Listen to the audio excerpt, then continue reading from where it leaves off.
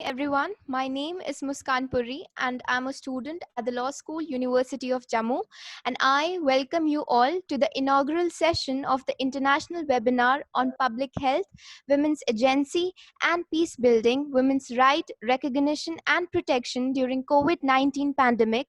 The moderator for today's session is Ma'am Garima Dutt. She is a new media consultant, teacher, freelance journalist, and arts enthusiast based out of New Delhi. She has worked with the Times Group, NDTV, Z Media, Business Standard, Network 18, Trail Worldwide, a Samsung Group company, since she began her career in 2004. Arts, culture, literature, business, digital media, politics, and civil rights are her active sites of engagement, and she likes to write on them as a freelance journalist. An amateur arts enthusiast who believes in the motto Art for All for personal healing, Garima Dutt conducts art therapy, communication, storytelling workshops combining art therapy, poetry, and theatre.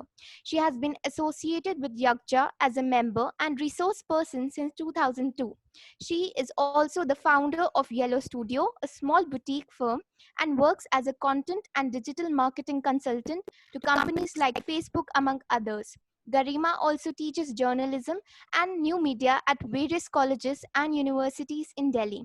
An alumna of Hansraj College, Delhi University, Indian Institute of Mass Communication, Garima ma'am holds MA degree in English, Literature and Mass Communication. She also has a certificate in art appreciation from National Museum, New Delhi. She is currently pursuing PGD in Cultural Informatics from Indira Gandhi National Center for the Arts, New Delhi. Also, there's a guideline for all the participants. Kindly fill your feedback form and it will be updated in the chat box 15 minutes prior the session ends, and the certificates will only be given to those who fill the feedback form. So kindly check the chat box for the purpose 15 minutes prior the session ends. And now I request Ma'am Garima to kindly take over the proceedings for the webinar. Ma'am, please. Thank you. Thank you so much. I hope I am audible to all of you. Good morning to all our esteemed panelists, to participants. I welcome you all with a bad throat. I'm so sorry about it. And to this wonderful event which has been put together. Just to introduce the theme of this international webinar, just to reiterate and taking over from where Muskan left. It's public health, women's agency and peace building, women's rights, recognition and protection during the COVID-19 pandemic. More importantly, this international webinar is being organized by the Law School, University of Jammu, Yakja Reconciliation and Development Network, and International Civil Society. So this is a combined collaborative effort, and it's such an amazing thing. We already have 103 participants, as including the moderator, speakers, as we speak. And why it is wonderful, because everybody has Zoom fatigue. There are webinars all over, but this is something which is I believe is unprecedented, that it's an inaugural and you have over 100 people already joining in. So I think I would probably, we've already sort of crossed the time, but I would like to invite now Professor Seema Sharma for a welcome address and to officially open the webinar for us. I would like to tell you all a little about her, about this lovely lady. Dr. Seema Sharma is the senior professor, assistant professor with the Law School, University of Jammu. And she has 18 years of teaching experience to her credit. Her areas of specialization include women in law, family law, international humanitarian law, refugee law, constitutional law, and jurisprudence. Her legal writings span in her areas of specialization and she has presented over 35 research papers in national and international conferences, and 20 research publications are to her credit in international and national law journals. She has association with national and international organizations, more important among them being United Nations High Commission on Refugees and International Society of the Red Cross. I welcome you, Dr. Sharma. Thank you very much for joining us. And I now invite you to open this webinar officially. Professor Sharma. Thank you, Garima. Good morning, everyone.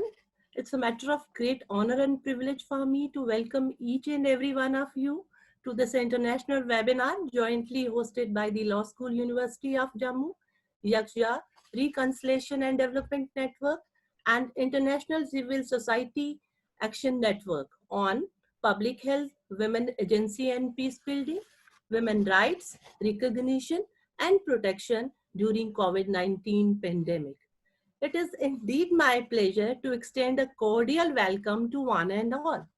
At the outset, we are honored to invoke the gracious presence of Madam Balajyoti, District and Session Judge. She is presently Judicial Member, J&K Special Tribunal. Ma'am, the Law School fraternity, Yaksha, and I can warmly welcome you as a keynote speaker to this event. I am delighted to welcome our special invitee, Mrs. Neetu Bhattacharya, Deputy Inspector General of Central Reserve Police Force. Again, ma'am, we are indebted to you for gracing this auspicious occasion with your benign presence. I think that it is indeed quite pertinent to mention here that the presence of two highly esteemed and revered women dignitaries today on this platform, where we are going to deliberate on women's rights, recognition and protection during COVID-19 pandemic over the course of next 5 days, is in itself a setting the tone of the event on a very high note. So it's a privilege that we have amongst us our esteemed Vice Chancellor, Professor Manoj Dhar. Sir, your invaluable logistic support and able guidance is always cherished by all of us. You are indeed a trailblazer for us. You have always been our pillar of strength and support, and your words of wisdom have always enlightened and strengthened our steps to organize such prestigious events. So we are delighted to have in all 4 technical sessions distinguished experts and resource persons of national and international eminence. So they are well versed in their fields, and I'm fully confident that their knowledge, experience, and expertise will provide important insights on strengthening the national as well as international mechanism as a means of promoting gender equality during and after COVID-19 pandemic. I would also like to put on record that we have a wonderful gathering of 350 participants across India and abroad as well. So I'm very delighted to welcome all the distinguished participants and expert speakers on the occasion. Through this webinar, I think we shall be making an attempt to examine the impact of COVID-19 on women policy response and outline the policy recommendations for the period ahead, and shall be analyzing the justice administered and delivered through police, health service, judiciary, prosecution, social service, community workers, and other legal providers to respond to COVID-19 pandemic. Placing a gender on justice impact, global reports and documents have focused that there are major threats to women's lives and livelihood associated with COVID-19. So namely, access to justice, rising intimate partner violence, then hazards of women's rights to sexual and reproductive health, and many more. So there is a need to analyze that whether the policies which are made for this vulnerable class for their protection are serving its purpose or not. So definitely there is a need to ensure that justice institutions are fully responsible to the rights and needs of all population groups during this period of crisis, especially from gender perspective. So this webinar will provide a number of possible research areas for stakeholders to focus on. All of us shall address the foundational aspect of gender equality during the pandemic and afterwards. So I hope that in the next 5 days, there will be definitely will generate new ideas, new ways to address the issues of gender concern, and this webinar shall be successful and reach its ultimate goals. So with these words, once again, we welcome you heartedly to this webinar. Thank you so much.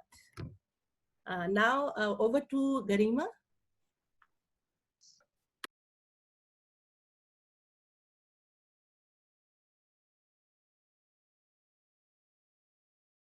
Yes, ma'am. Thank you. Thank you so much, ma'am, for your encouraging words and support. I would like to now invite Ashima Kaul and request her to introduce all of us.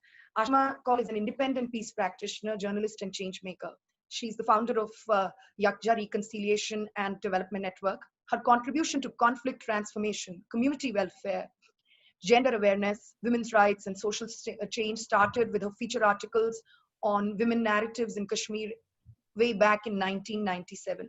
Bringing forth women's voices from the period of 1997 to 2000 became the foundation of Ashima's future work as a consultant with Women in Security, Conflict Management and Peace, WISCOM, from 2000 till 2010.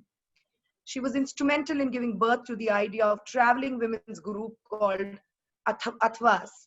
She documented her journey by making a film on Athwas. The film was commissioned by Public Service Broadcasting Trust and aired on national channel Doordarshan. From 2010, Ashima founded Yakja Reconciliation and Development Network, a non-profit social innovation organization.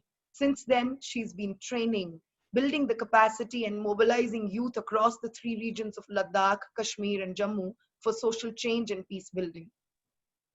For her innovative and pioneering work in the area of peace in strife-torn Jammu Kashmir, Ashima was awarded 100 Women Achievers from Ministry of Women and Child Development, Government of India, and Women Peacemaker Program Fellowship 24 and Justice, University of San Diego in California, US. She blogs as Peace Building Expert for Peace Insights, a web portal by Peace Direct UK. I welcome you, Ashima. You've been instrumental in steering this event forward, and it would be wonderful if you would speak a few words and introduce this webinar, the concept and the idea behind it for all of us here. Thank you. Please. Thank you, Garima, for your very kind words, and thank you, Muskan, for starting this webinar. Good morning, everyone. Good morning, Mrs. Balajyoti ma'am, district judge, sessions judge, DIG Bhattacharya, and Professor Manoj Dhar sir, Professor Satinder Kumar sir, Professor Seema Sharma. I'm extremely pleased and honored to have you with us and grace this event. My greetings to all scholars, researchers, students, lawyers, faculty members, professors, academicians, practitioners, our eminent panelists and speakers, my colleagues in Yakja, our partner members in ICANN, and all others who have joined us through registration to be part of this important dialogue and conversation.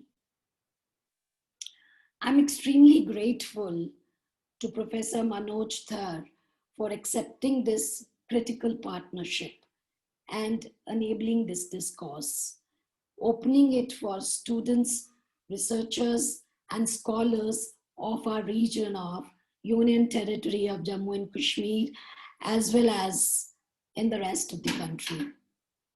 I feel proud that a university who gave me my business management degree in 1995 is giving me and my organization the space for generating gendered discourse on pandemic, looking at public health, women's agency, and peace building in the context of women's rights, recognition, and protection during the pandemic and even after that. It's as we do this, the question we hope to raise is, are we doing enough in this direction? For the reality is that we are not even raising this question. Hence, the urgent need for this webinar. Thank you once again, Professor Dhar, for you to understand and realize the urgent need for it. I'm also grateful to International Civil Society Action Network for inspiring me to look into this gender question. As a woman peace builder, a role that most people do not understand, for it's always challenging to explain what does it mean being a woman peace builder. So for me as a member of Women in Security Leadership of ICAN, when we campaign for recognizing, supporting and protecting women peace builders for their work in difficult situations, we observe that during the pandemic, her role has become even more critical and crucial for women peace builders who are directly working in their communities to ensure safety and protection of women during the pandemic. Therefore, the voices of women peace builders need to be heard, for we use the gender lens in understanding and engaging with policy decisions, law, and public discourse. The webinar is an effort in understanding how pandemic is impacting women and what role they are playing in their communities as frontline workers to mitigate the pandemic. It also is an effort to connect and establish regional, national, and global links, as also explore academic, policy, and practitioner praxis for furthering and advancing women's agency for peace building. I'm truly grateful for our two partnerships in this direction, especially that of the Law School, University of Jammu, for taking leadership in this direction. Their valuable contribution in designing, coordinating, and spearheading the discourse is encouraging. It is an empowering experience to partner with them. Thank you, Professor Manoj Dhar and Professor Satinder Kumar, Professor Seema Sharma once again. YAGJA is a stakeholder-driven organization. The webinar, therefore, is designed to bring key stakeholders together over the next 6 days to open critical questions so as to invoke better solution for equal rights, protection, security, and safety of both women, men, and third gender. The webinar will bring together perspectives and voices of academicians, practitioners, international and national community members and institutions who are directly engaging with pandemic challenges. Out of the 4 technical sessions, 2 hours each day, the first 2 will explore global dynamics. The other 2 will look into our public health, legal, and protection dynamics in the country. The webinar is also a call to action to stand with women peace builders who have taken on the roles, variable roles of women COVID fighters during the pandemic and are struggling to ensure that women's agencies and rights are protected during the crisis. Though I'll just list a few objectives that we hope to achieve through the webinar. So introduce and bring into public space socio-economic, environmental, psychological, emotional, and legal impact of COVID-19 on women, men, and third gender. examine policy, legal, and gender perspectives of COVID-19. What roles women are playing in combating COVID-19. Introduce concepts of peace building, intersectionality of peace building with public health, women, peace and security agenda. Who are women peace builders? Understanding women's role in building peace in their communities, and introduction of the 4 pillars 1325, recognition, protection, funding, and appreciation of women peace builders. Introduction about global call to stand with women peace builders is one of the main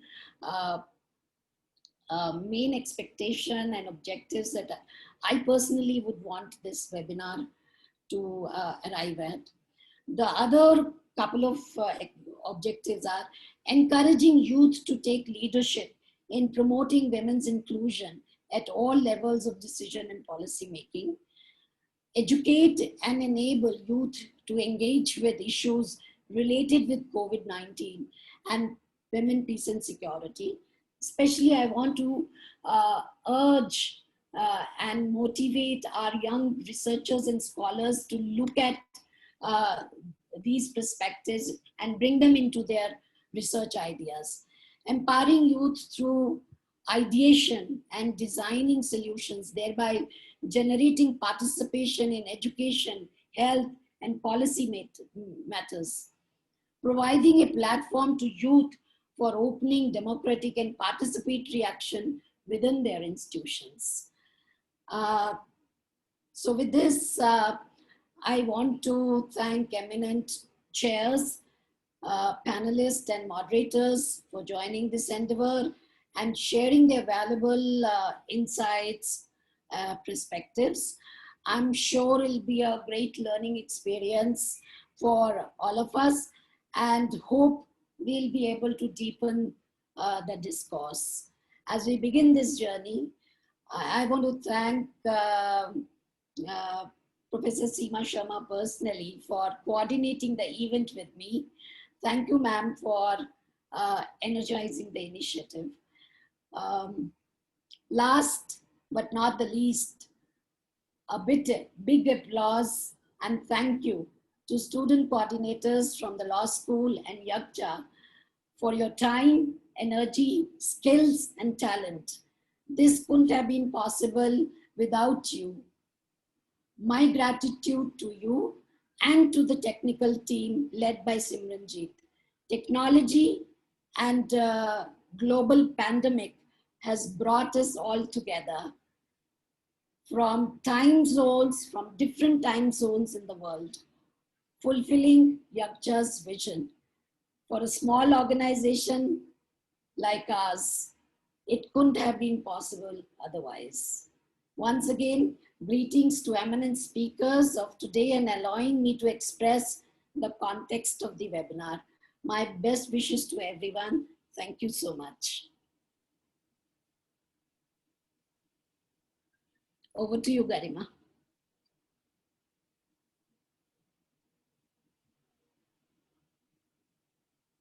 I'm sorry, I think, am I audible? Connection, am I audible now? Okay, thank you very much, Ashima, and for this wonderful address and explaining to us the concept.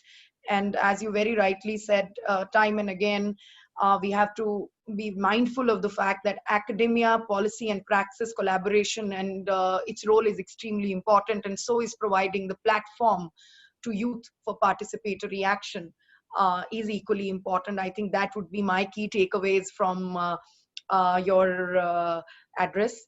I would like to invite Professor Satinder Kumar now to deliver the inaugural welcome address for the event. A little bit about Professor Kumar. Professor Satinder Kumar is a professor in law. He's presently the Director, Law School, University of Jammu. He has more than 19 years of teaching experience and more than 15 years of research experience. He's guided over 25 LLM scholars and PhD scholars as well. He's also the NSS program coordinator of Jammu University and warden of Nehru Hall Boys Hostel. Besides, he's a member of various committees of the Jammu University. His area of specialization is commercial law, labor law, and consumer law. It's my honor to welcome you, Professor. And I think this esteemed participants and our chair and everyone who is present would love to hear from you. And I welcome you now to deliver the inaugural address for today's session. Thank you, Garima. Am I audible? Yes, sir. Hello, am I audible, Garima? Yes, yes, sir. Yes, sir.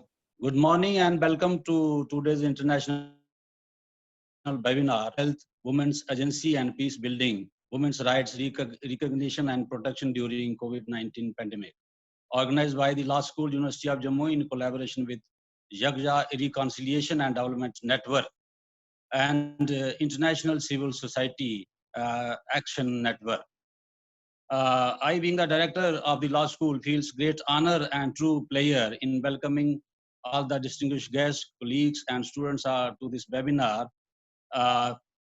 So far as it's a great honor for me to introduce and welcome the keynote speaker of this webinar, Madam Bala Jyoti, Principal District and Session Judge, presently Judicial Member, J&K Special Tribunal.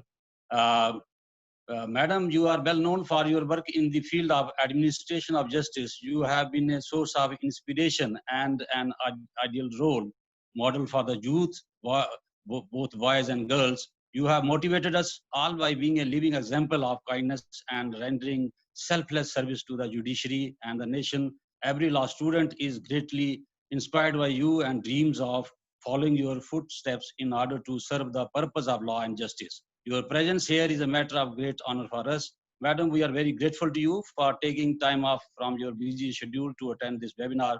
We look forward to having your advice, directions, and blessing on this webinar. It's also an honor for me to welcome our Honorable Vice Chancellor, Professor Manoj K. Dhar, sir, University of Jammu, who has always been a keen personal interest in every aspect of this university. Sir, you have emerged as a true leader and source inspiration for us in this historical crisis of COVID-19 pandemic.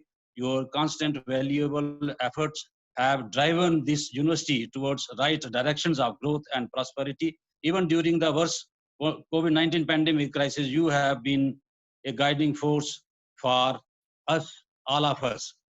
You, sir, you have extended your much needed valuable supports to students, fraternity members, and other staff during this crisis. It is your actions which has made the education possible in this worst historic situation.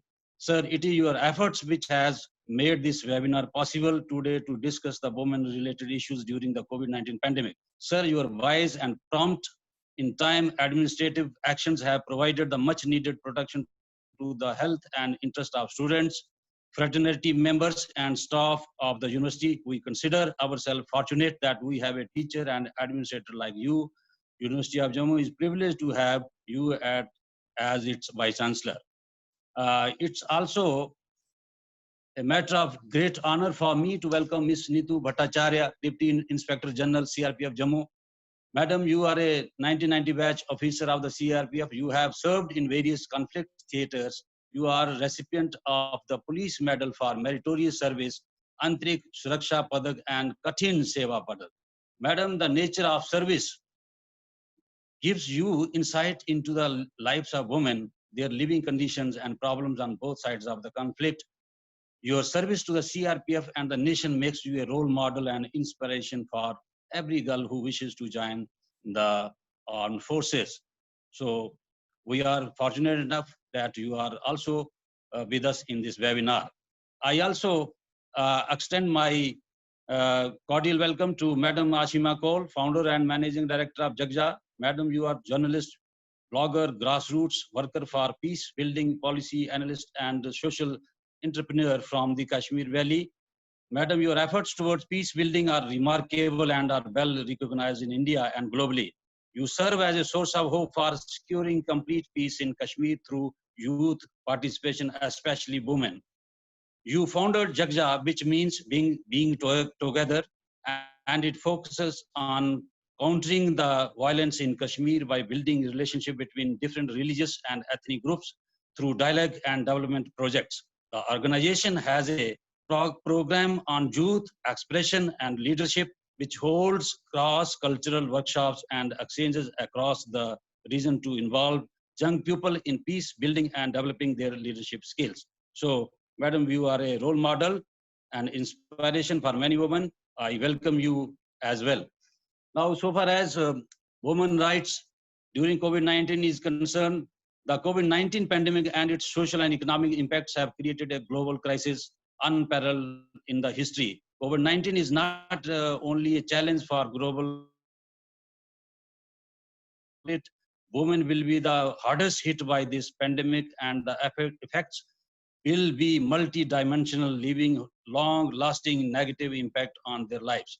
The health and rights of the women are worse affected than men during the pandemic. COVID-19 is a public health emergency. History has shown that public health emergencies often lead to stigma and discrimination towards certain communities and groups and women. In developing countries like India, the health and rights of the women are worst affected during COVID-19 pandemic. The existing gender and social inequalities are exacerbated by COVID-19 and are impacting girls and women in worst possible ways. Women's and girls' exposure is likely to be adversely affected by social norms and expectations around their caregiving roles, both in terms of caring for sick in the homes as well as in the health workforce. The health and rights of the women during the pandemic needs to be protected by the states in all possible ways by paying special attention to the needs of the women in this historical crisis.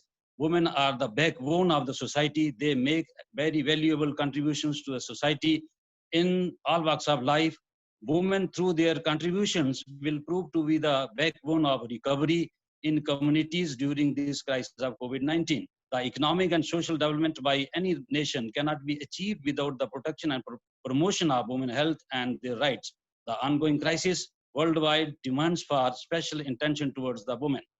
It is crucial that all national responses place women and girls, their inclusion, representation, rights, social and economic outcomes, equality and protection at their center if they protect and promote women interests. This is not just about rectifying long-standing inequalities, but also about building a more just and resilient world.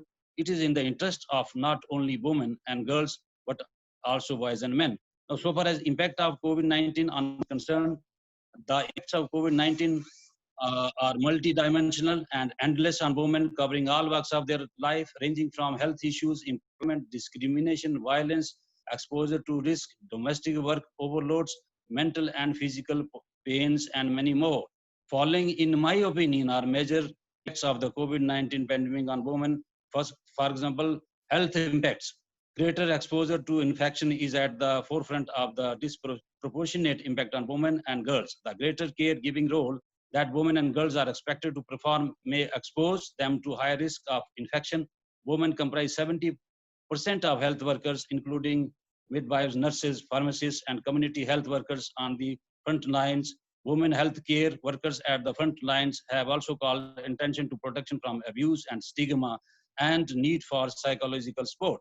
Pregnant women and girls and those who have just given birth can be particularly vulnerable to infectious disease, especially if they have existing respiratory illnesses and are likely to have regular contact with health services, exposing them to potential risk.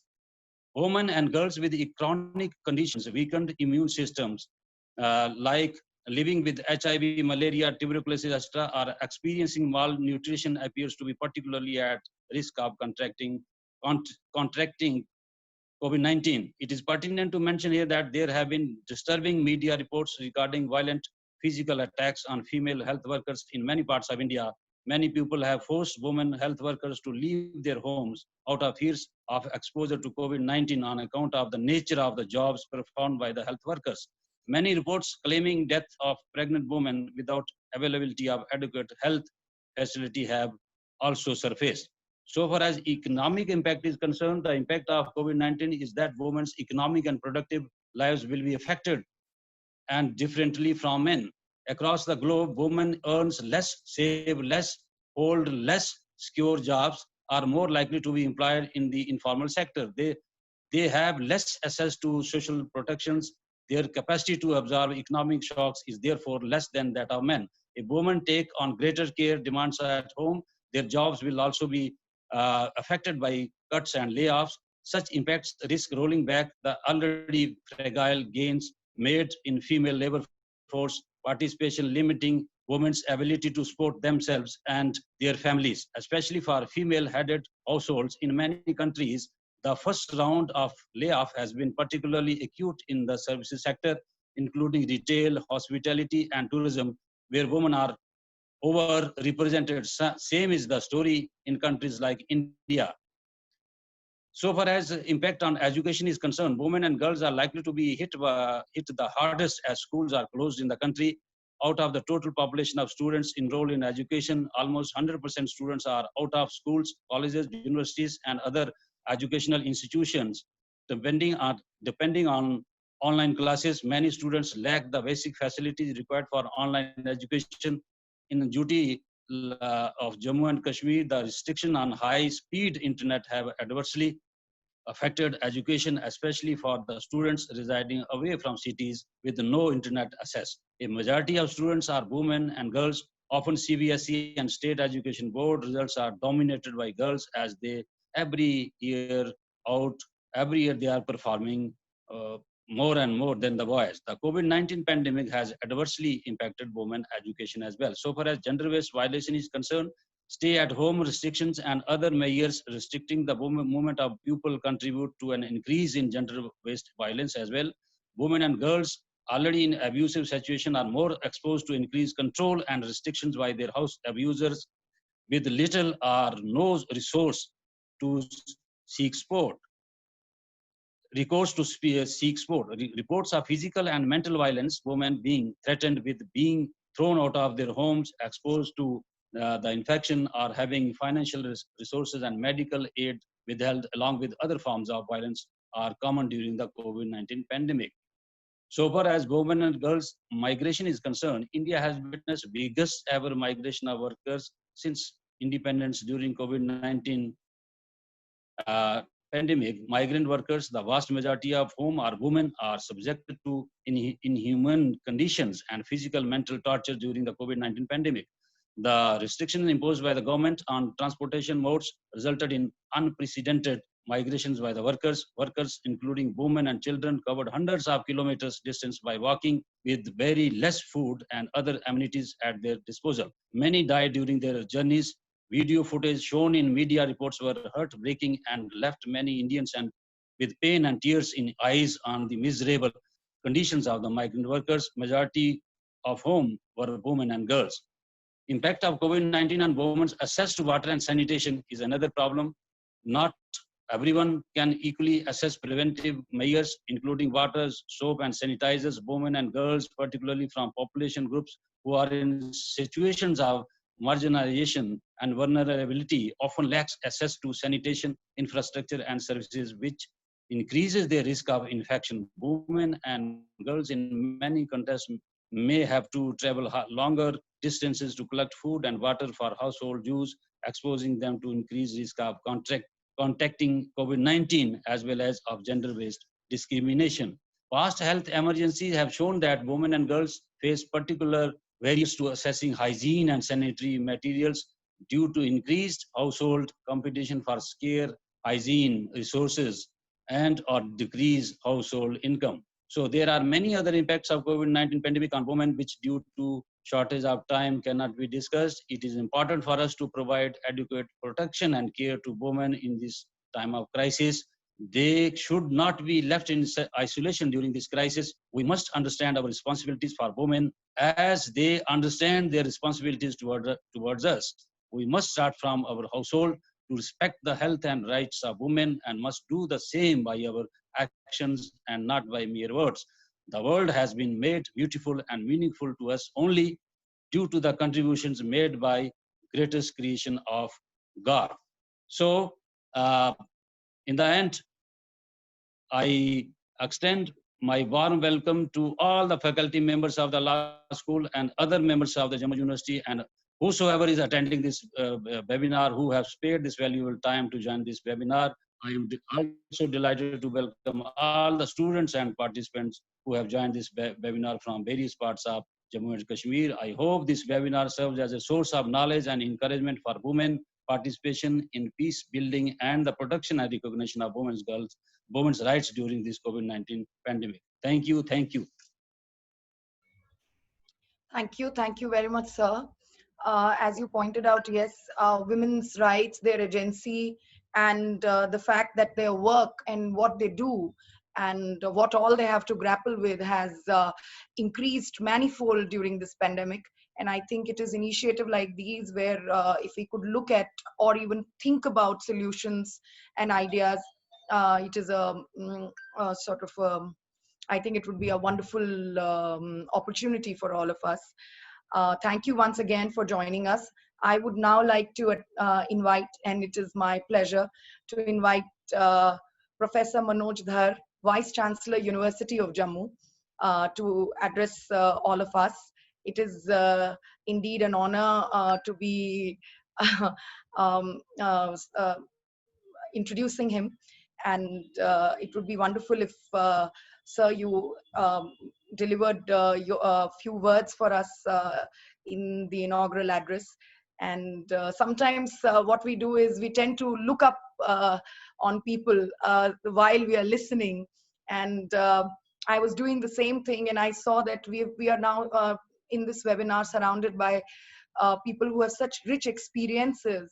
Everyone who's the chair and respondents, so it's a wonderful feeling. And one such person amongst us is Professor Dhar. I was researching on him, and I think I can go on and on his biodata. I will have to sort of shorten it up. So please forgive me if I shorten it up for everybody else. Professor Manoj Dhar holds a master's degree in botany from University of Kashmir and was awarded gold medal and certificate of distinction for securing first position. His association with University of Jammu has been for the last 34 years since he moved to University of Jammu during 1986 to join for the research program after qualifying NET JRF, and subsequently earned MPhil and PhD degrees in botany, specializing in genetics and cytogenetics. Since 1992, he has been serving University of Jammu as an academic, first as a lecturer, then as a reader, and then as a professor, and in various administrative capacities as a registrar, as a controller of examinations, as a director, academic staff college, etc. He's the founder head of the erstwhile Department of Biotechnology established in 1998 and is also the inaugural director of the School of Biotechnology, University of Jammu. Professor Dhar is the only scientist in the J&K Union Territory whose work has been recognized by 3 prestigious science academies of the country. He is the Fellow of National Academy of Sciences, India, and Fellow of National Academy of Agricultural Sciences. He is also the recipient of Indian National Science Academy Young Scientist Award Medal. Besides, he has several awards and distinctions to his credit. Professor Dhar is a highly trained molecular biologist who has conducted postdoctoral research at the Kansas University, State University, USA, Penn State University, USA, among others. Currently, he is the member of the Medical Advisory Council of National Medical Commission of India. He is also the member of the Executive Council of almost all the universities of the Union Territory of Jammu and Kashmir. It is my honor to invite you, sir. Please address our audiences and participants today in this inaugural ceremony. Professor Dhar.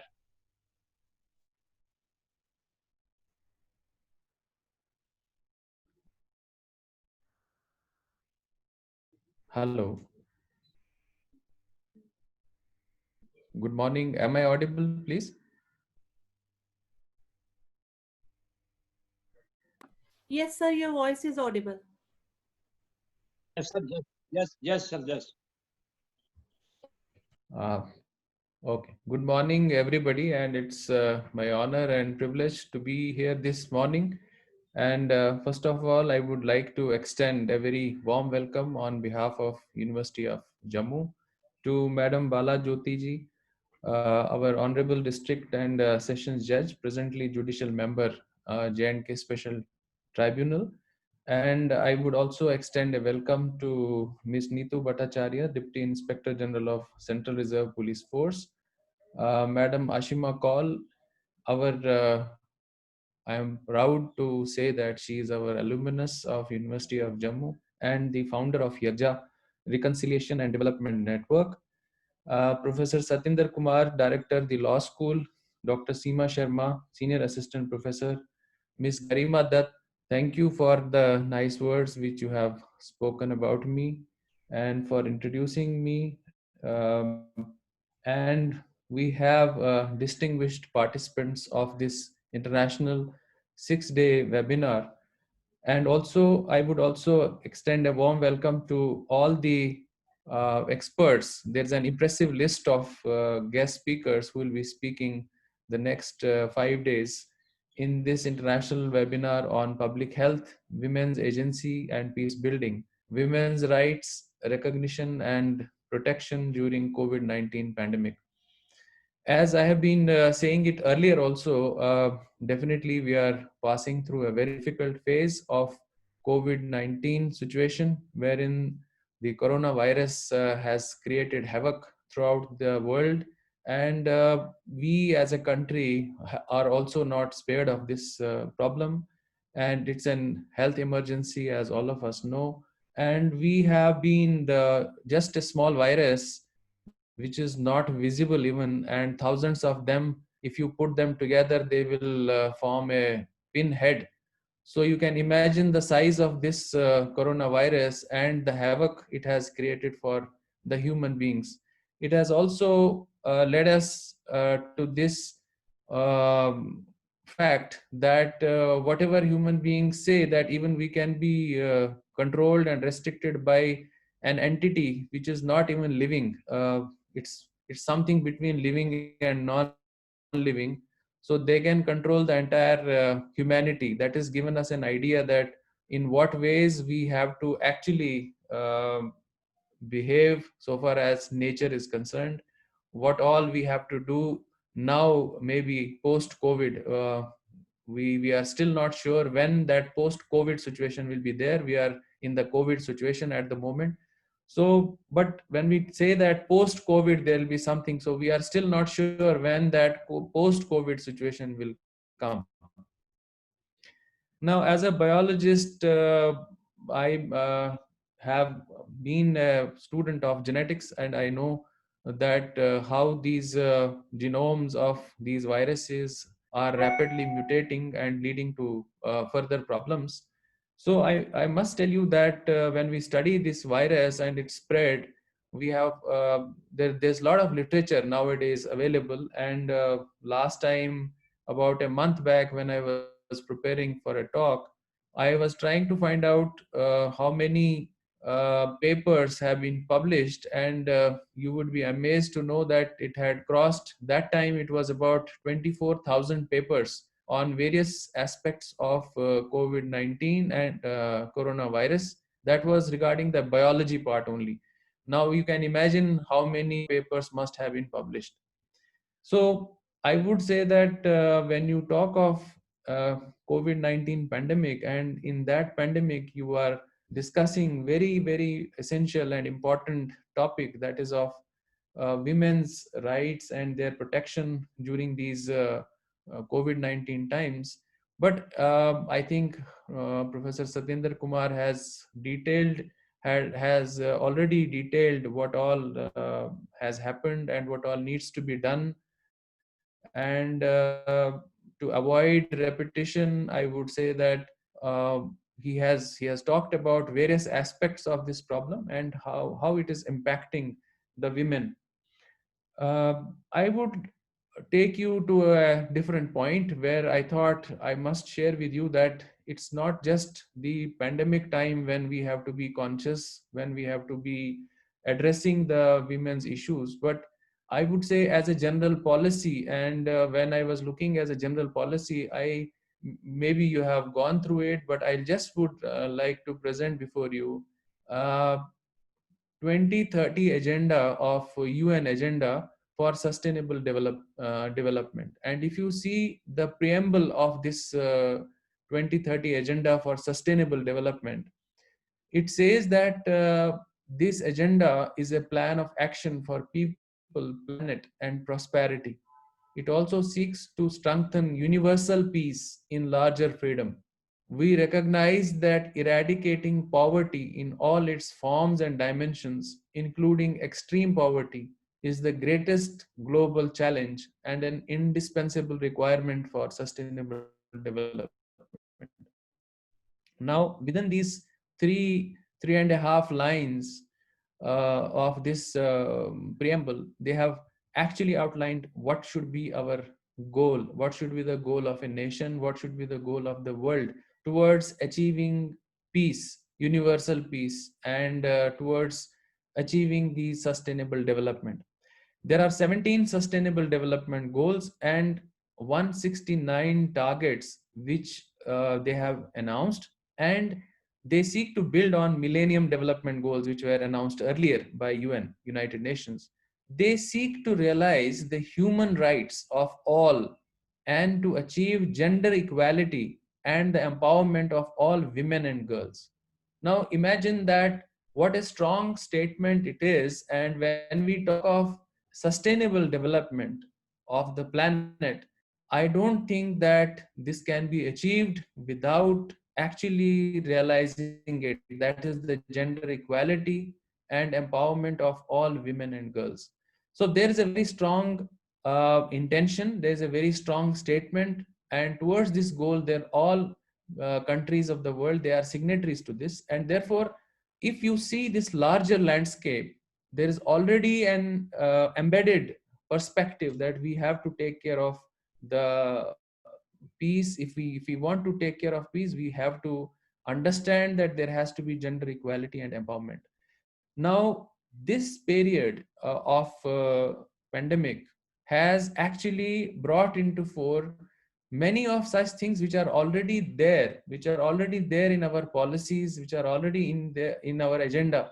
But I think there is a greater need now to take action, especially because of this pandemic, which has acted as a stimulus to many such problems wherein there is greater need for taking measures which would help the take care of the or the, which would help in protection of the rights of women, especially in this quarantine and lockdown period. There have been reports of increasing domestic violence, gender-based violence, and sexual offenses, and many other issues. Frontline workers, because there are many of them, 70% of them, as Ashima ji has already said, that we need to take care of the frontline health workers and many such women who are involved in areas like security, like other frontline warriors. There are many of them who are this time involved in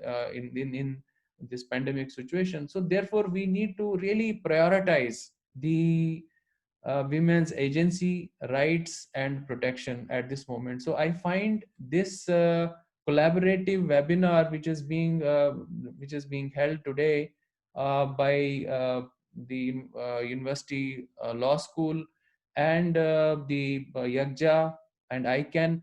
So it's a very timely webinar, and I also find that if we look to the positive side of pandemic, I think that positive side is that today, with the help of this technology, we are able to meet and we are able to discuss, we are able to listen to people at one point of time. Otherwise, perhaps getting a gathering of this kind and getting all the experts together at one place would have been a very challenging task. And depending upon the um, situation, how would they travel, how would they come, or how would you travel to go to these kind of conferences or webinar or seminars, would be a real challenge. And getting an opportunity to listen to such an impressive and eminent speakers, I think it's a it's a lifetime opportunity. So I think if we look to the positive side of pandemic, rather than discussing every time the negative aspects, which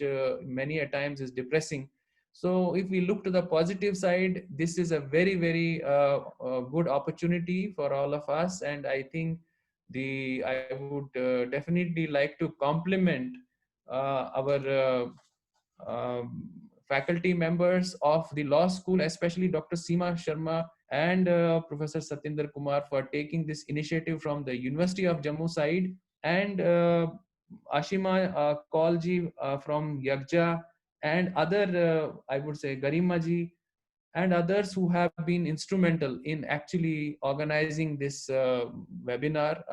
Many congratulations. And I'm really happy that Jammu University, which is an A plus category 1 institution of the MHRD, has taken this lead in organizing this very timely webinar. I'm really happy to be here, and I wish great success to all of you. I'm sure that the recommendations and discussions which will take place here, and based on those recommendations which will be made, will go a long way in deciding about the policy issues. Because as Ashima ji said, that we need to devise specific policies, but while you will be discussing it in the next 5 days, I would say that please keep in mind these initiatives or the agenda, developmental agenda, which is already there, and there are many such documents which are available. So let us try to draw a perspective with the already available agenda points, and how those could be strengthened during this time, COVID time, and post COVID time. Whenever we will have that post COVID time, I think we need to prepare ourselves for that also. And with all my best wishes to all of you, and I am sure that this will be a very meaningful and productive webinar. Thank you so much for inviting me, Professor Satinder and Dr. Seema Sharma. Thank you so much. Thank you, sir. Thank you so much, sir, for your wonderful words. And I really feel the positivity that you've spread by pandemic and the opportunities it may offer all of us to go inward and also to look at the world around us and possibly play change maker. And I would it is heartening that we have such a wonderful gathering of people here today, including rarely it is seen, having been doing so many webinars all once in such a long time.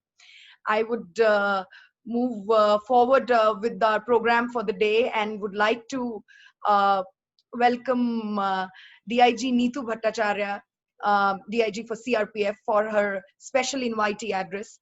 It's such an honor to have you amongst us, ma'am, today. Would like to tell everyone present a little bit about Ms. Neetu Bhattacharya.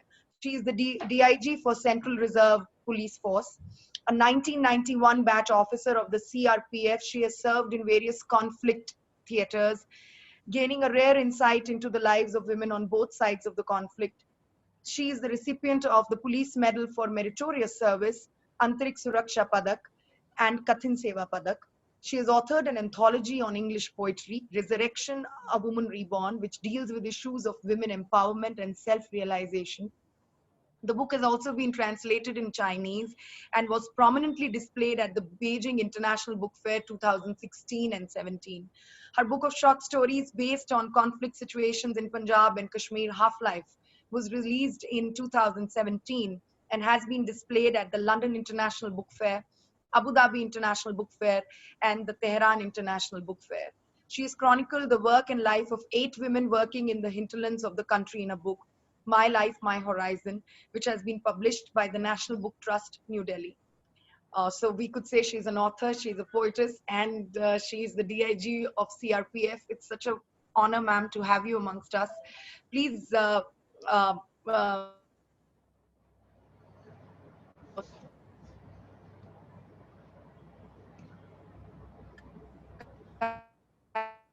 kindly spare a few minutes and event. Thank you. Ms. Neetu Bhattacharya. Thank you so much, Garima. It's such a huge pleasure and an honor to be here.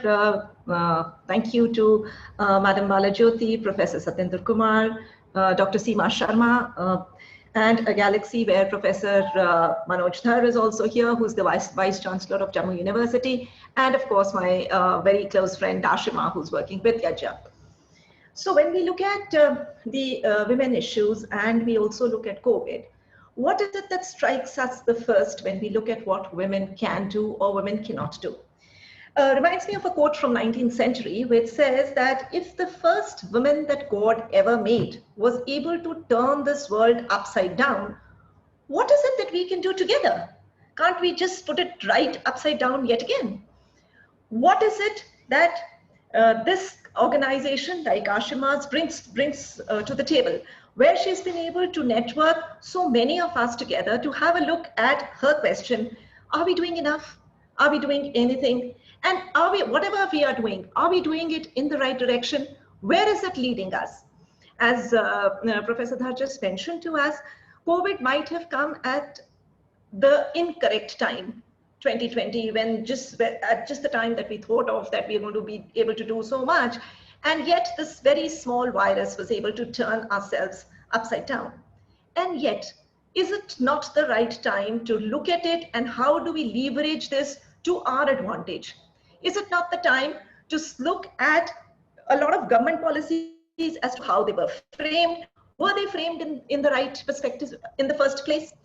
While yes, we agree, COVID has been a wake-up call. A lot of us didn't even think of this. We did not even imagine a situation where something like this could happen.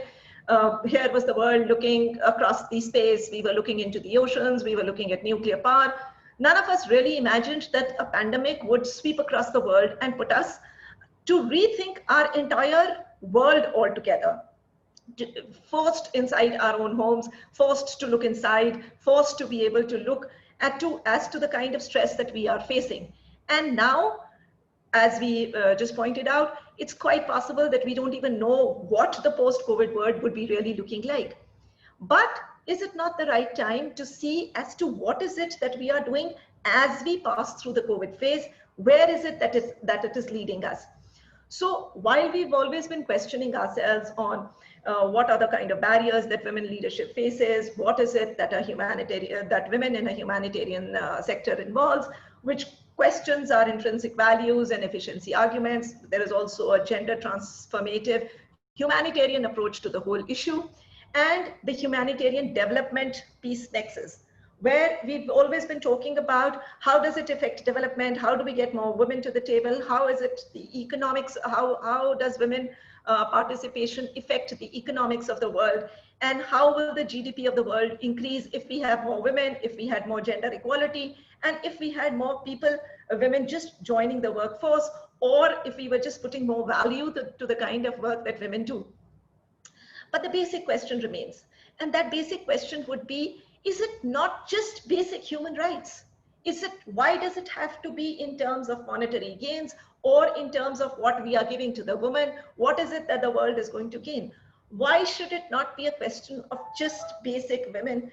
Why should women rights not be just a question of human rights? So over a period of time, or whatever research we've been able to do in terms of disasters that affect women, we all know that disasters affect women disproportionately, and they also take a different kind of toll on the women. What has COVID done? Once we've pushed our entire people into the homes, into the families, what has it done to us? Has it not affected us at women, at the work, at the household work that she has been able to put, that she now has to put in?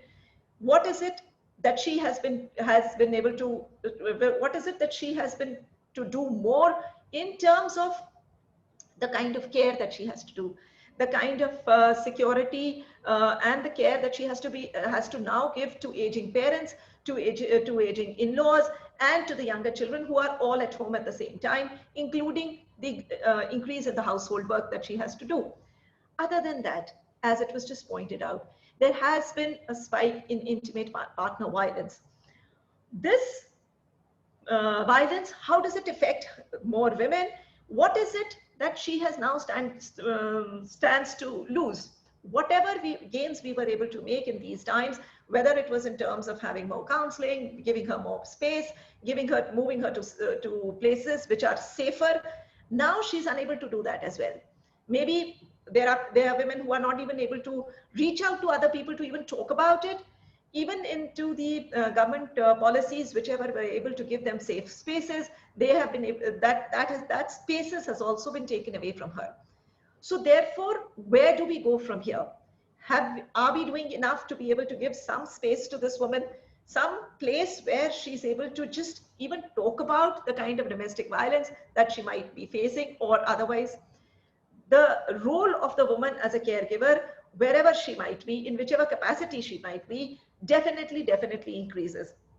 So how do we include more women into talking about these issues, and what are the solutions that we can come up with? And also, how is it that we can get more women involved wherever they are into looking at crisis and being able to resolve them? Ashima just had a program where she was trying to move about 7 specially challenged children from Gurgaon to Budgaon, where they were based. Now, what it involved was a huge effort in which there was a lot of coordination, there was a lot of movement into how these people are able to move.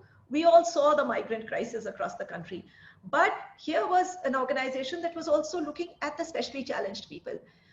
One of the issues that came up with, and it's nice to be able to share this, because one of the issues that came up with that, how do deaf and dumb people communicate, because the moment you are putting up a mask, they cannot do a lip reading as well.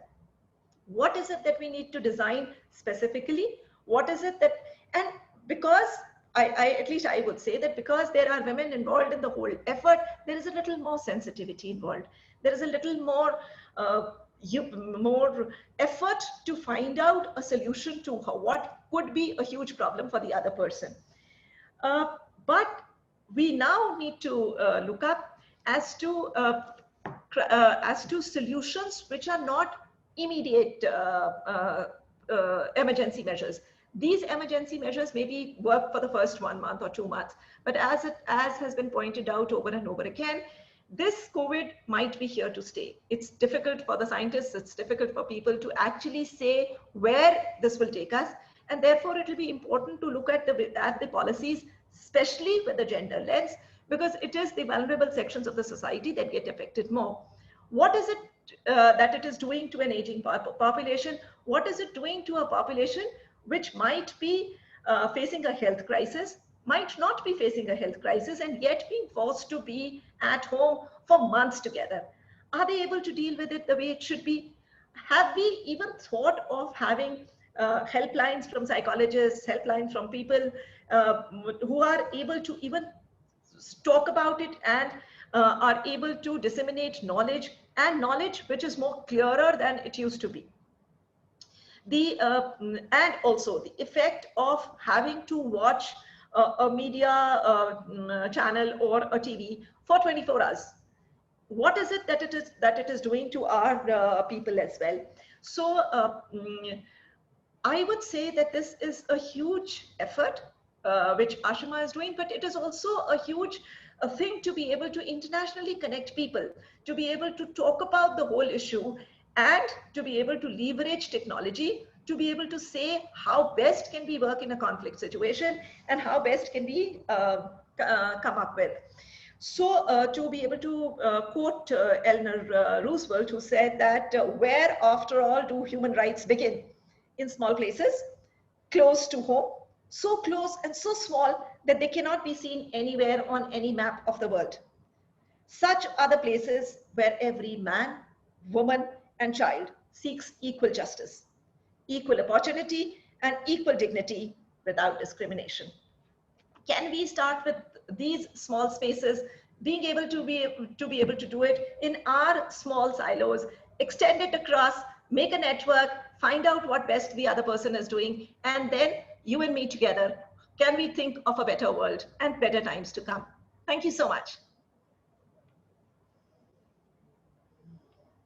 Thank you. Thank you so much, ma'am. And as you rightly said, human rights, amongst many other things, begin at home. And can we make a small start and move forward? And और हम साथ लोगों को जोड़ते रहें और कारवां बनता रहे. Maybe that's where the beginnings lie. And especially the pandemic has taught us this, that we can make these small starts and small initiatives that could help.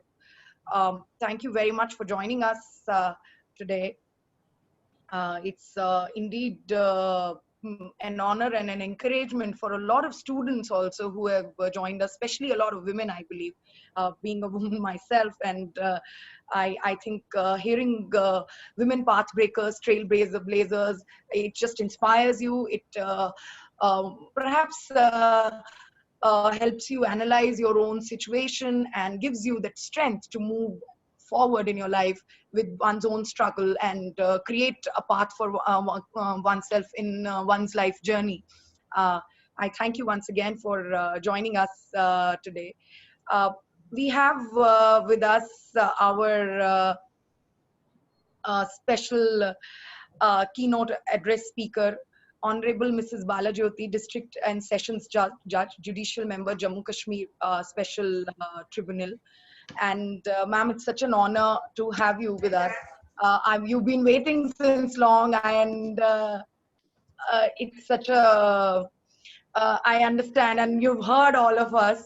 And and now probably we have all of it is going to be in your this thing.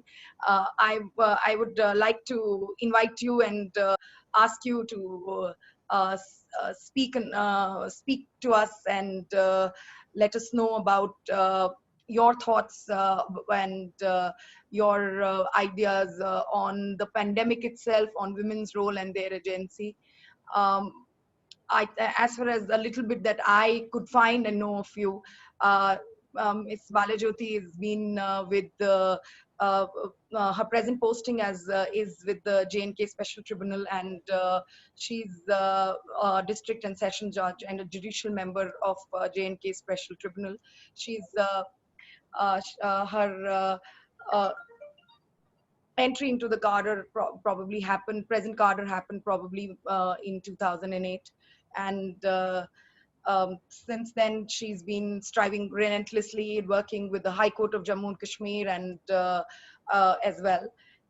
So, ma'am, I invite you to please speak to us and present the keynote address for our session today.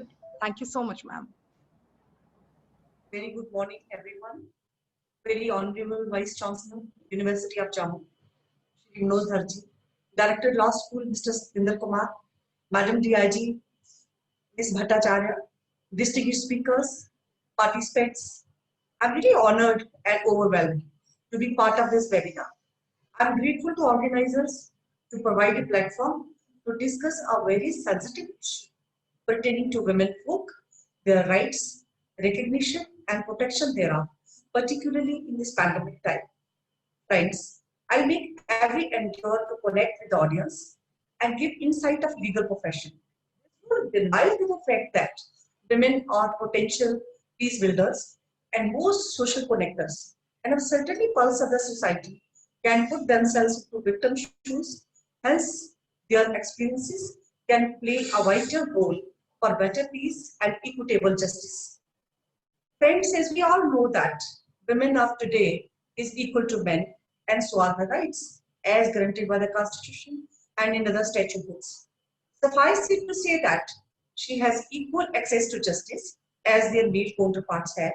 In today's pandemic time, women too have some legal rights, fundamental and environmental rights, as she is having pre-pandemic period.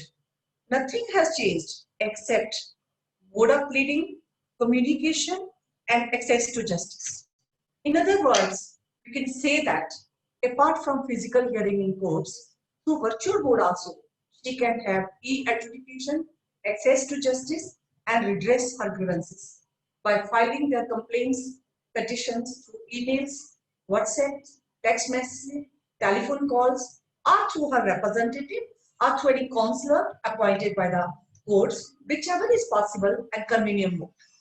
Friends, legal aid services, I must say that our biggest boon to victims, aggrieved person in pandemic times, particularly from legal perspective, I'll highlight some of the very important recognized rights. For instance, ladies and gentlemen, a right to education, good health, and to decision making. The right to fight against domestic violence act and abuse, and to exercise franchise. From right to live with dignity and safe working environment, she is definitely having right to free legal aid and right to file zero FIR in case she is victimized, and consequently, she has right to compensation under Victims Compensation Scheme. Most utmost right is equal opportunity and equal pay. Besides right to be heard against sexual exploitation on the strength of legislation, that is Sexual Harassment Act.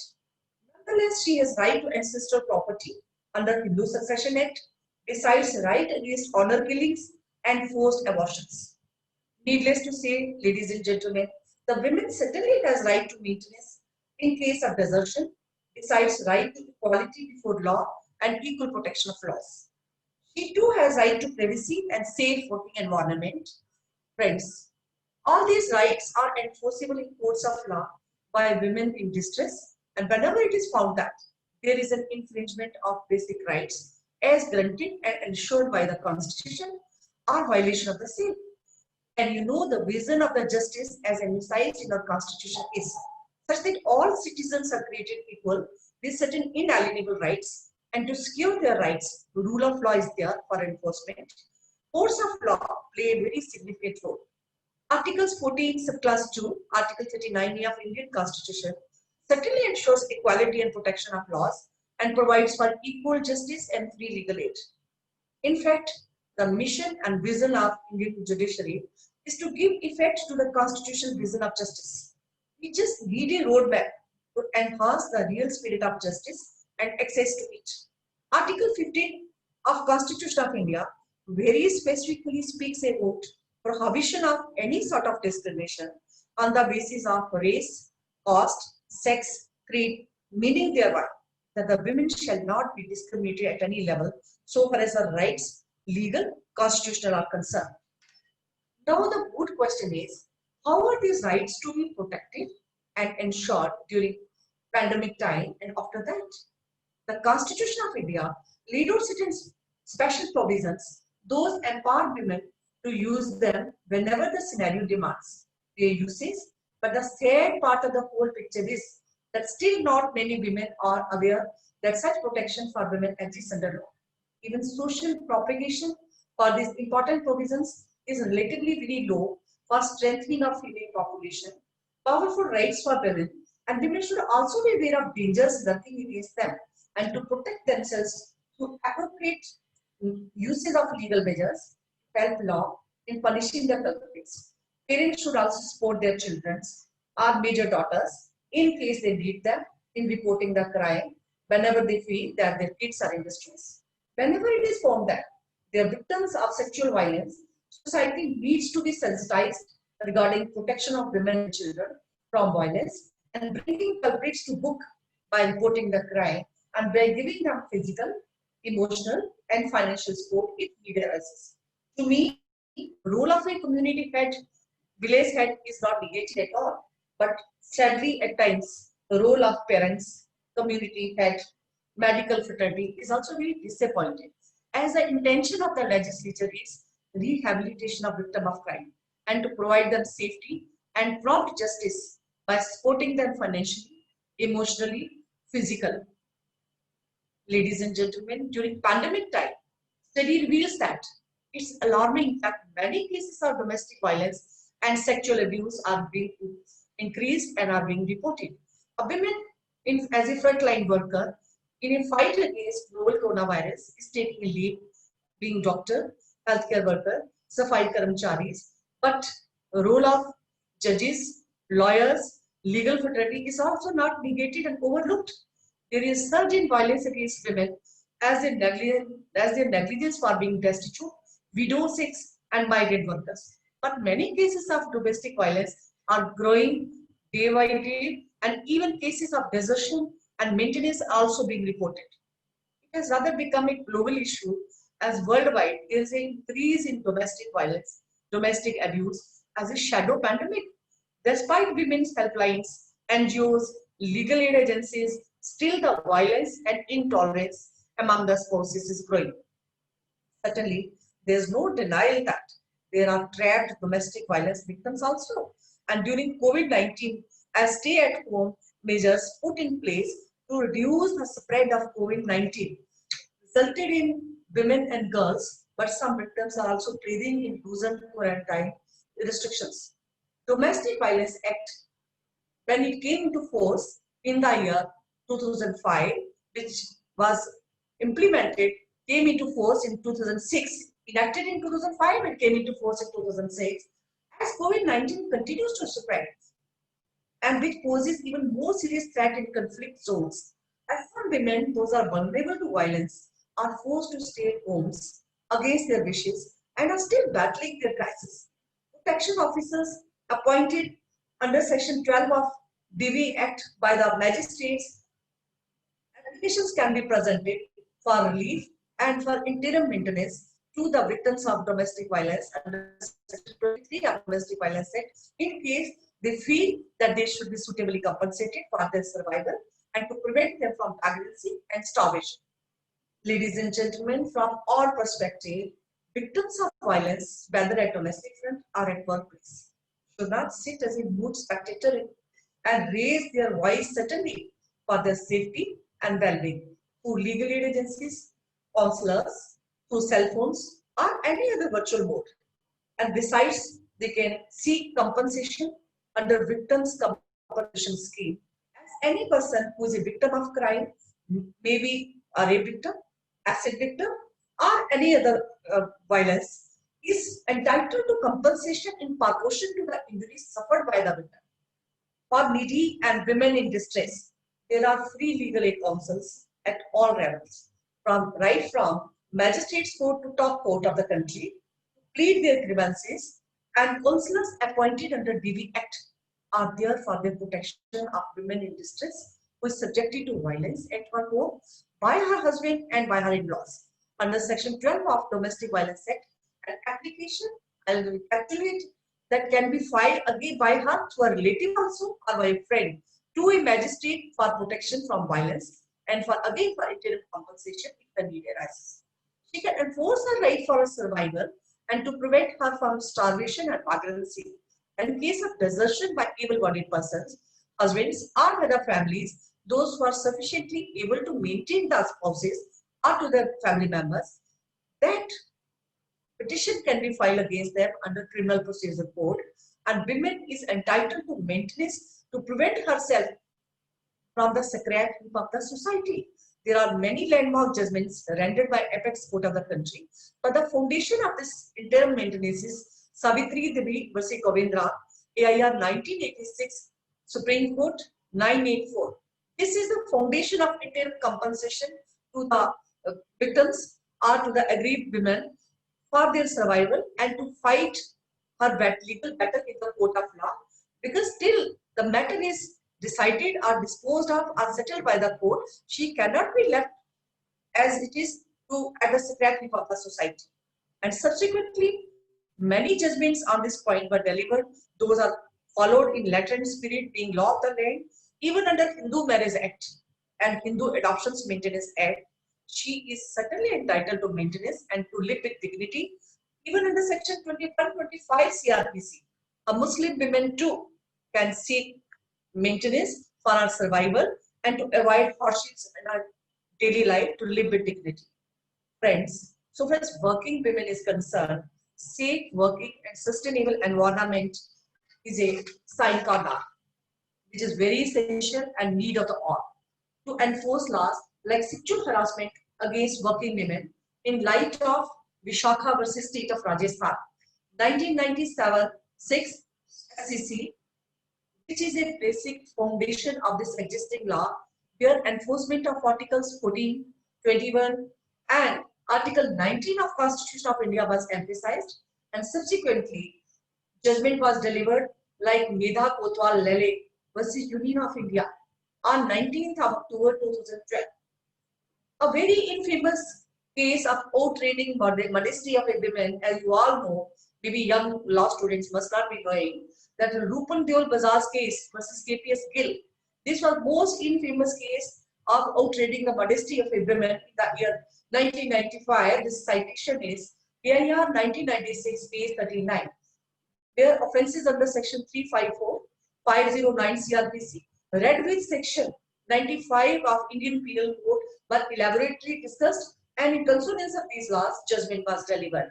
And now, let me apprise you that these days, offence under section 354 has become non-compoundable. Despite willingness of the parties, the offence cannot be compounded in the court of law. All I want to apprise you that is only after a very infamous Nevia case, as Delhi gang rape case and murder in the year 2012, with a student of Delhi was brutally gang raped and subsequently murdered.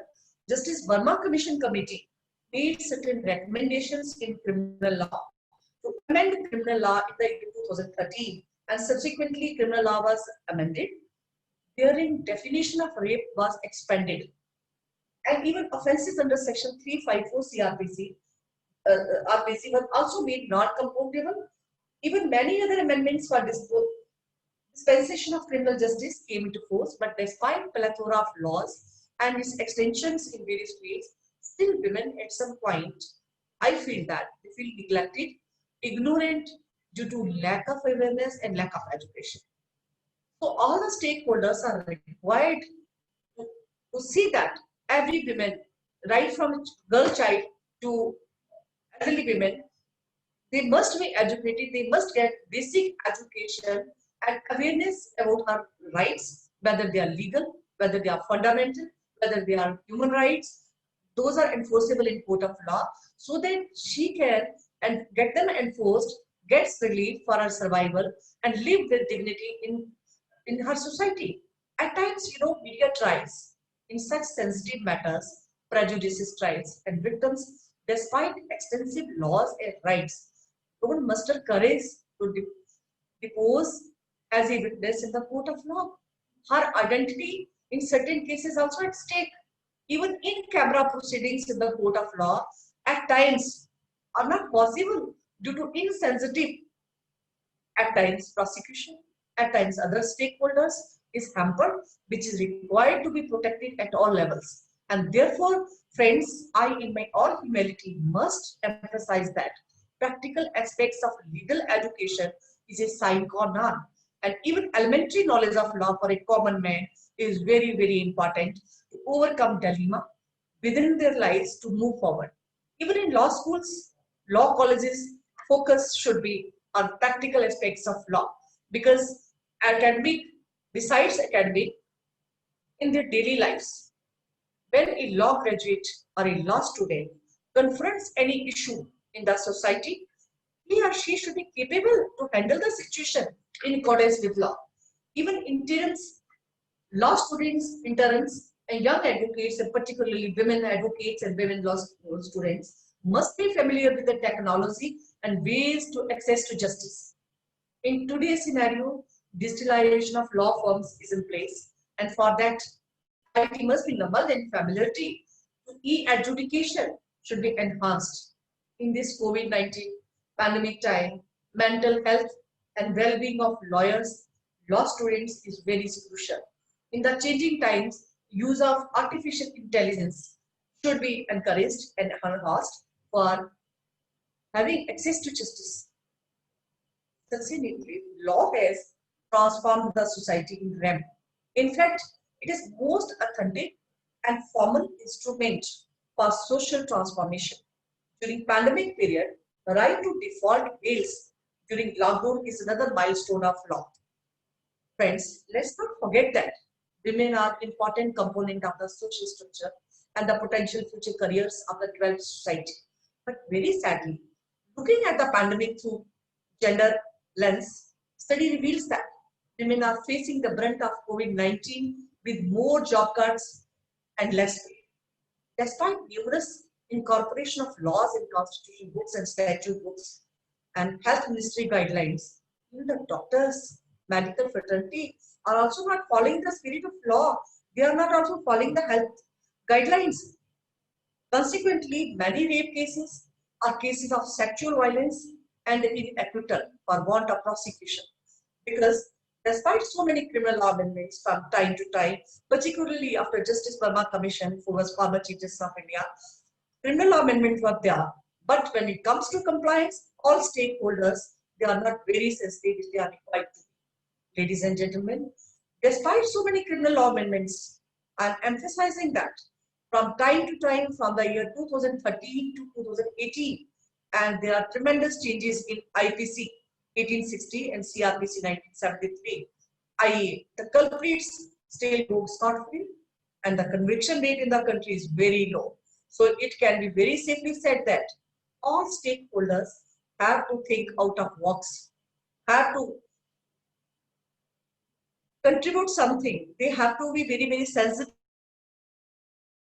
of crime, particularly in the era of pandemic time, which is horror to mankind. So as victims' compensation, for compensating the victims under the agreed persons is concerned, let me recapitulate that.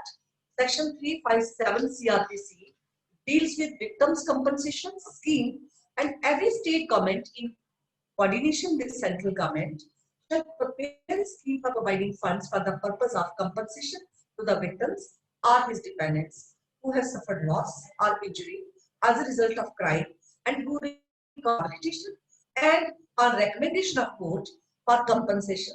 The district legal service authorities or state legal service authorities decide the quantum of compensation to be awarded in terms of subsection 1, and if it is found that adequate compensation is not just, it's not sufficient, is not awarded, still you can encourage the victims or their defendants to do an application for enforcement of the compensation.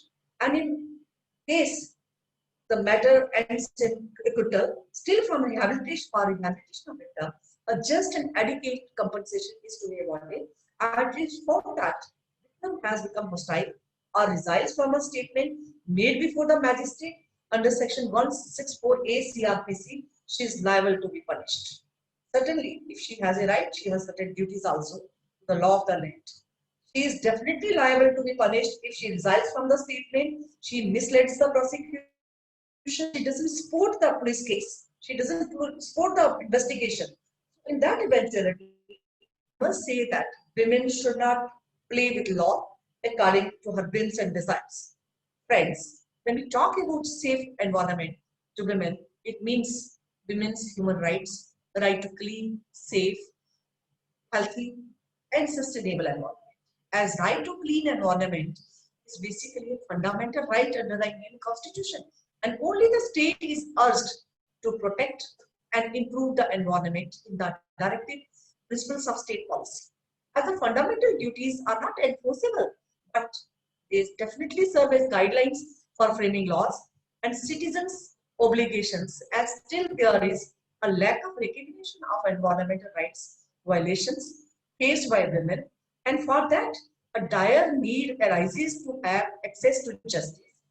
As you all know, that women around the globe are disproportionately affected by climate change and environmental hazards, and women are more likely to lose their livelihood due to natural disasters, floods, earthquakes, like pandemic, because majority of them typically engage themselves in a work close to their homes. Ladies and gentlemen, they are in fact more vulnerable to sexual and gender-based violence and discrimination. It is women only who is more vulnerable to trafficking, to poverty, and due to disasters, it's very difficult to recover for harm that affect infrastructure, jobs, and housing. Sadly speaking, nature too has affected the women folk. As when we talk about issues like environment, earthquake, cyclones, pollution effluents, now this dialogue process through this webinar is to ensure action by judges in protecting human rights of women, to ensuring access to justice, as globally women today is affected by climate change in pandemic COVID-19. However, there are many challenging to safeguard rights of women, as we all know that litigation charges are very costly in India, and attention attains at times the victims are aggrieved women, they get trapped in honeycomb of justice delivery system. So compensation for incurring expenses during litigation is essential to enable a victim to have a sigh of relief. So I'll suggest that there should be a uniform policy of healing touch for victims of violence. So in the name, the narrative of recognition of rights of women and protection thereof, I must remind to women folk that though law has taken a lot of care of aggrieved and women in distress by enforcement of our rights, but it is found or proved that women has taken law in their hands or misled the prosecution by law enforcing agencies or stripped from her statement or resigned from her statement before a magistrate, she is liable to land herself in trouble, and consequently she has to face prosecution and has to be put behind the bars. I must emphasize in light of the outset that during COVID times, nothing has changed so far as laws in place are concerned, only friends, miseries and hardships have increased. Besides health hazards, access to justice in certain cases has also become challenge to them. So therefore, I must ensure on behalf of legal fraternity, judiciary, that courts, doors of courts are always open to all vulnerable people of the society, because cases are also being heard still in this period also, settled also, disposed of also, maybe through virtual mode or in certain places through physical hearing. Even instant relief in certain cases are also being given by the courts in accordance with law. And to young law students, I'll a message from my side that I'll say that law in common parlance is a knowledge of science and very, very innovative. Each day it's growing with the changing need of the society. In fact, law has practically transformed the society in changing scenario. I must say that lastly, women also address the impacts of conflict to promote peace. From our perspective, I must emphasize that many women legal luminaries, they advocate for peace to bring equitable justice for welfare of the society. As definitely they represent the missing third narrative, but to push women folk to take lead to enhance narrative of social attitudinal changes is mandatory, firstly by persuasion, then by enforcement through legal means. So friends, I will say that law is not a goody impotence, omnipotence in the sky, but a flexible instrument of social order. It's high time that women must stand up for their rights and speaks about not letting their dignity be at stake at workplaces, at homes, at whenever they move to markets or in any other place. They must ensure that they are safe and congenial and safe working environment or other a healthy environment should be around them, so that they must feel secure and safe. I must say that unprecedented and invincible pandemic has not only taken toll of human life, but the progress of the country at stake. But this should not discourage us at all. We should face it. So is a great women of any age, class. They should not feel helpless for enforcement of their rights. So I request all the stakeholders to please ensure that there should be a widespread awareness among the masses, particularly among the women folk, that they must be aware of their basic human rights, legal rights, so that in the event of any kind of distress or if the need arises, so they must be ready to and get them enforced, maybe through a lawyer, maybe through by themselves, maybe through WhatsApp messages these days because keeping into the pandemic, or emails, or simple text messages, or through written application, maybe it's simple handwriting. If they are forced to stay back, and if they feel that they don't have sufficient money to engage a lawyer, they can seek services of a legal aid consults, which they are trying their best. So that's why at the very outset said the legal aid is also a big boon to the such type of litigants. So I'll be sharing my PPT and the case law citing here in case anybody wants to put some query or something. So they are open to that. And thank you for patient hearing. I express my gratitude to organizers To all the participants for patient listening, thank you, God bless, and good day. Thank you so much, ma'am. You've been very kind enough to spare time for us to make time while the courts are on and it's a working day.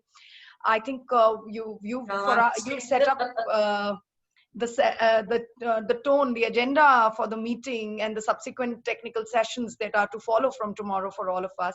Yes, peace and equitable justice is needed for the welfare of society, as you pointed out, and women have to be at the center of it.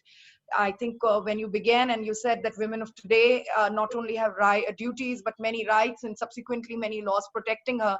Thank you for covering all the laws related to women. Thank you for linking law and pandemic and conflict for all of us. And in a way, this sets the tone or the agenda for our technical sessions, which begin tomorrow. And we really, really are thankful for you coming here and the fact that you would be also, you're kind enough to share your slides with us. That's generally does not happen. Thank you very much.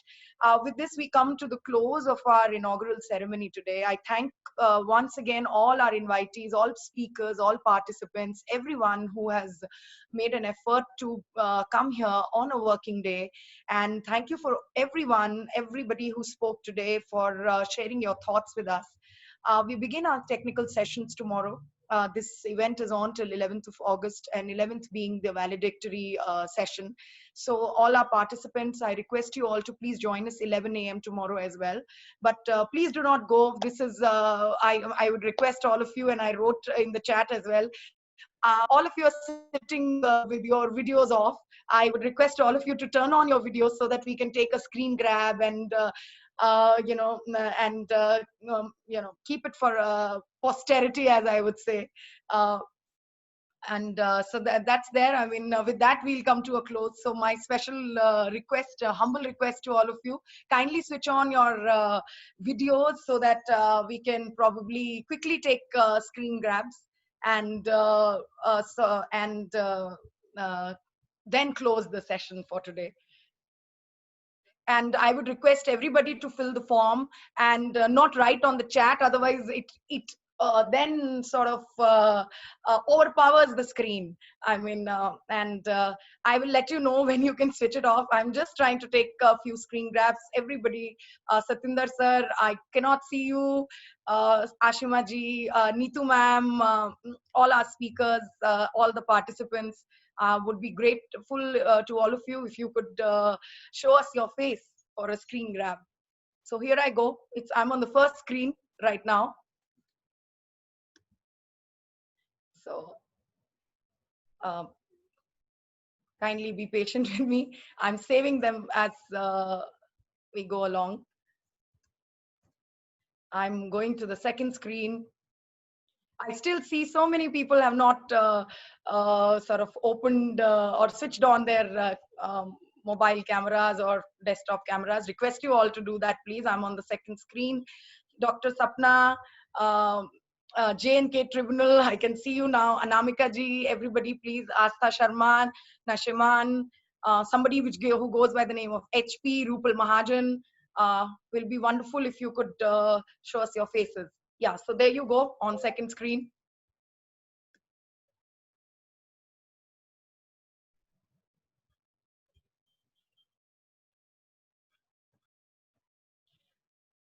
Okay, I'm going on the third screen, please. Arshi, H. Pastha, Ananya, Redmi, Pallavi Mahajan, Randhir Singh, Jasleen Kaur, Bani, Karanjit, all of you, Rishabh Shukla, Harmeet, Ankita, Ankita Verma, Komal, all of you are not visible to me. So all I'm going to take is black screens then. Dr. Aditi Didwal, Sonali Sharma, I cannot see you, but I'm not going to hold up everybody else. Seher Sharma, Muskan, you guys are not on your screens. I can't see you, but I'm still taking the grab now. Please forgive me if all you see is your names. I tried my best to call all of you, call out. So I'm on the fourth screen now. And again, many people who have not opened their videos, but I'm still going ahead and taking the grabs now.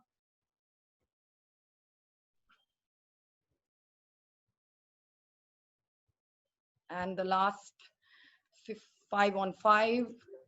Again, many who have not, but we are short on time. I don't want to keep our eminent speakers waiting, so I'm just going ahead with it. So there we go. Thank you so much. I'm very, very grateful to all of you, and we'll see you all tomorrow at sharp 11 a.m. Request you all to join us. We begin our technical sessions tomorrow, and thank you again. And it's been wonderful, wonderful. The comments are pouring in. I request all the participants to fill in the forms. You have the links. And once again, Dr. Seema Sharma, Ms. Neetu Bhattacharya ji, and everyone else, Bala Jyoti ma'am, all the other speakers, Professor Dhar, Professor Kumar, thank you very much. Ashima, thank you so much. Last but not the least, thank you very much for joining us. Thank you. And with this, we call it a day. Thanks again. Thank you. Thank you so much. Thank you so much. Thank you, everybody. Thank you, everyone. Thank you. Thank you, everyone. And thank you, Garima, for moderating a beautiful session. And thank you, all the speakers. It's been a brilliant, informative session. Thank you so much. And we'll meet tomorrow at 11 a.m. Thank you so much. Thank you, Ashima ma'am. Thank you.